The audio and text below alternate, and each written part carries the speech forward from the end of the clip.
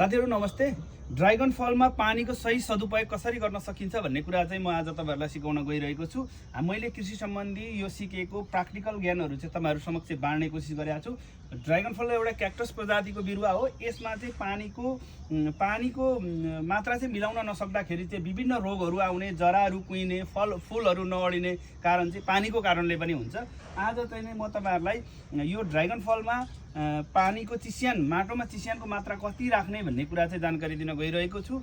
यसमा चाहिँ सामान्यतया 60 देखि 70% चिस्यान कायम गर्नुपर्ने हुन्छ, तर त्यो चिस्यान नाप्ने यन्त्र हामीसँग हुँदैन। आज म हातैले माटोको चिस्यान कसरी नाप्न सकिन्छ भन्ने घरेलु तरिकाहरू म तपाईलाई बताउन गइरहेको छु। ड्रागन फललाई पानी एकदमै आवश्यक पर्छ।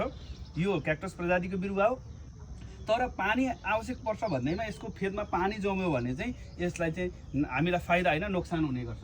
तसर्थ अब सर्वप्रथम त हामीले के गर्ने भन्दाखेरि मुनिको माटोलाई यसरी समात्दाखेरि यो माटो यसरी हिक्का भयो भने यसमा पानीको मात्रा पानी कम हो। तर यसरी समात्दाखेरि यसरी डल्लो पर्यो भने चाहिँ यसमा चाहिँ पानीको मात्रा सही छ भनेर हजुरले बुझ्नु पर्यो। तर यसरी निचार्दाखेरि निचोर्दाखेरि पानी 1-2 थोपा चुइयो भने चाहिँ पानीको मात्रा बढी छ भनेर बुझ्नु पर्यो।